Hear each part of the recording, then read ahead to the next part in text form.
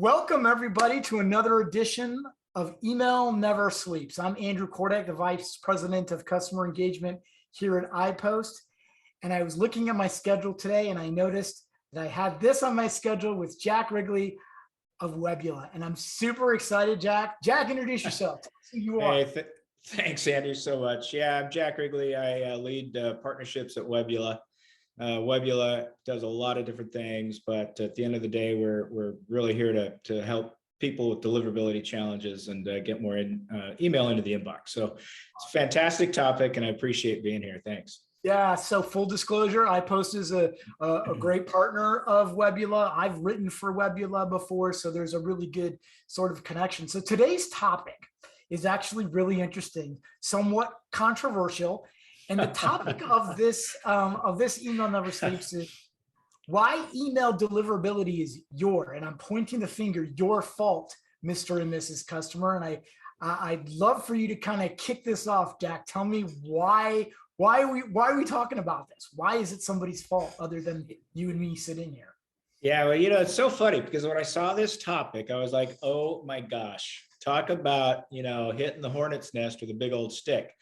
Yeah. When I think about this isn't like, oh, being accusatory or you suck or anything like that. But at the end of the day, when an email goes out, somebody hits send. Mm-hmm. And it's really the responsibility of that person or team or whatever to ensure they're doing everything that they possibly can to effectively reach the inbox. And so, holistically, that's just kind of the way I think about this topic, right? I mean, whoever is responsible for hitting that send button, guess what? There's a lot of responsibility that comes along with that. It can be daunting, it can be hard and all of that stuff, but that's how I look at it. Yep. Yeah. And it's funny because I've pushed the button before in past, and there was that sort of sweaty palms. And a lot of marketers today would hear the term, well, I went with this company because they guaranteed me or told me that my deliverability would be better. Right. And I can't think of a more wrong way to position an organization to say that if you come to us, we're going to improve your deliverability, because that's simply not true. The onus certainly is on you, the marketer, and there's a little bit of ownership on the ESP's part, like an iPost part, but ultimately selling the fact that you're going to get better deliverability or why you should move over to them, that's not the reason why. And I'm actually in the camp of, kind of sometimes it is the fault of the marketer if they don't do certain things correctly. And I'm going to be the first one to say, look, I'm not perfect. I'm curious, what do you think are some of the top things? And I'd love to add my thoughts on this. What do you think are some of the top things that kind of get marketers in trouble? Well, first of all, I don't think it's necessarily only in the email industry, but we love to boil complex things down to a very simple solution, right? Mm-hmm. And so that's why we take this big complex thing of deliverability, and you hear people say, well, if you move over to us, we'll solve it all. In other words, they're pitching this silver bullet thing. And at the end of the day, there isn't one. There is no silver bullet. It's hard. So, that's the first thing I think about. We're sometimes in our industry, we may be our own worst enemies because we try to take something complex and boil it down to something simple. And sometimes it's not. Oftentimes it's not. It's technology. But, and not to beat a dead horse, but there's so many little things that you can do to ensure your deliverability is good. And it starts with proper collection of email addresses, for example. If you have a form, protect the form. I mean, little things that you can do to ensure that, deliverability maintains and is high. And that goes, and we can get into however deep you want, but you've heard it before. Hey, make sure that you're sending, relevant email, email that people want, make sure your DMARC's, set up. So there's a number of things that are absolutely in your control that have nothing to do with whether you move from one platform to another platform. It's going, regardless of the move, it's going to, have the same outcome. I have a philosophy, Jack, and it's really easy to get an email address. It's really easy, right? Oh, yeah. Whether it's popped up on the site, whether it's through checkout, whether it's through signing up for a webinar or a white paper. renting lists, the whole buying list. It's easy to get an email address. It's Correct. really hard to get a good email address. And it's really hard to maintain the attention of that person. And oftentimes we, and I'm using us collectively as marketers, believe that getting an email address, we have it. And size in this point in time, sometimes size matters to people and it doesn't, right? I mean, I would think 100,000 email addresses that are engaged versus a million where I'm having for sure issues. But one aspect that I think of is, the notion of, hey, it's no longer about the bat phone that we've got to whatever, or how do I get out of Gmail jail, or, there's a problem with Yahoo. We have to remember these ISPs are moving the goalposts all the time. There's no secret sauce like you had mentioned, right? It all boils down to how you treat your subscriber from the moment that they sign up all the way through whatever conversion you want them. So if you muck it up, and what I mean by muck it up, like you don't send them anything and then all of a sudden you start blasting them emails, it's not going to work that way. That exposes a sign. And I'm sure Webulous sees a lot of this in the reports that they get back when we do listen and cleansing and stuff.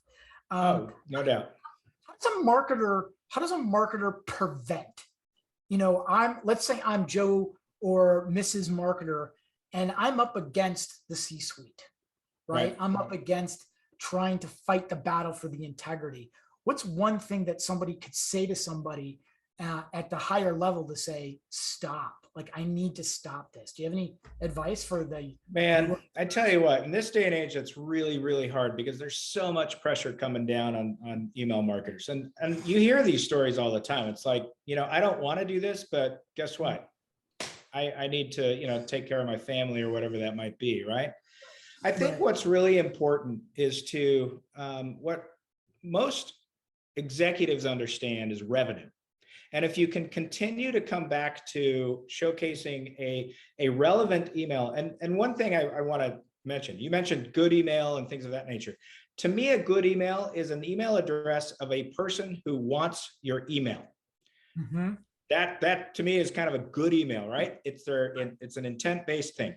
But in terms of like articulating it to upper management, I think it's important to always showcase the value of a good email versus one that isn't engaged or one that doesn't care. Just from a revenue perspective, that's a great argument. You can then take a look at, by sending to people that don't care, what that starts to do to your overall online reputation. And as your reputation starts going down because you're sending more email to people that don't care, guess what? That revenue number is going to go down because you're not delivering as much email into the inbox. So there's a bit of a business case here to be made. And I think that as marketers, as email marketers, don't be afraid to make it because the numbers are on our side. The numbers don't lie. So that's the one thing I would mention. I always talk about brand integrity. I always talk about protecting the subscriber, right? Yeah. And when they hand over something like their email address, let's have a good heart here and assume that most people that hand over their email addresses are well-intended, right? They're not going to give out their third or fourth email address. So if they're handing this over to you, they're giving you permission. Let's assume that they have permission to send. This is where the brand integrity takes over. This is where we as marketers have to formulate a strategy to really kind of nurture them. Think about it as this is your chance, at least in the beginning, to really, really help them understand the value of your brand, not just what's on sale, not just what you have to offer, not just this, but to offer the brand, right? And I think people today, and COVID today, has changed the way we think, right, about specific brands and how we interact with them. But I'm going to say this. I'm going to say if a marketer comes to me and says, it's your fault, Andrew, you're not getting my emails delivered, what would you say to somebody that said that? No, it's not. No, it's not. And again, I would just go through just the basic blocking and tackling of sending an email. And again, it's complex, and sorry, but you got to wrap your brain around some of this stuff to understand, where you can avoid hitting the potholes in the road, right? By the way, I was going to mention with regard to when you get a subscriber and maintaining your brand and things like that, two things always come up in my mind: empathy Mhm. and relationships. Right. Treat your subscriber as though they're a friend, and Mhm. don't abuse it. Check in on them. That's the empathetic part, right? Like, hey, we've been sending you some email for a while. You still good? Everything good? I mean, there's nothing wrong with doing that. And it shows that you kind of care and you're listening, and that, you know, you Mhm. want to maintain that relationship with that customer, not just to sell them a pair of shoes. Anyway, I wanted to mention that little tidbit to you. No, and you make a very good point, but I'll also add on to the empathy Yeah. sort of notion. People can spot fake empathy a mile away today. Oh, yeah. Right? So don't feel it, don't try to pump it up too much where you're over empathetic, right? Because people are Right. like, that's fake. Right. My response back to somebody that says it's your fault, I'd be like, time out, right? Let's break this down, right? Of how you're sending, where it came from, Right. what we're doing. You know, there's no tricks in moving IPs or doing all of this. You know, like the notion of trying to beat what Google or Yahoo or any one of these Never ISPs, happen. It will it'll never happen. never happen, right? Yeah. You So can't. stop trying. You can't do it. Do it right. But also, more importantly, not only will a subscriber, I think, appreciate it, assuming that the subscriber wants that email, but Yeah. protect the integrity. Because whenever I mention to people, whenever I travel, like, what do you do for a living, Andrew? And I'll be like, well, I'm in email marketing. People are like, oh, you're one of those guys, right? Ooh. You know, email has this sort of bad rap, right? And it's probably Right. because of the bad players that are out there. And so For I sure. implore anybody or everybody that's going to listen to this, right? Yeah. Use your head when doing this, right?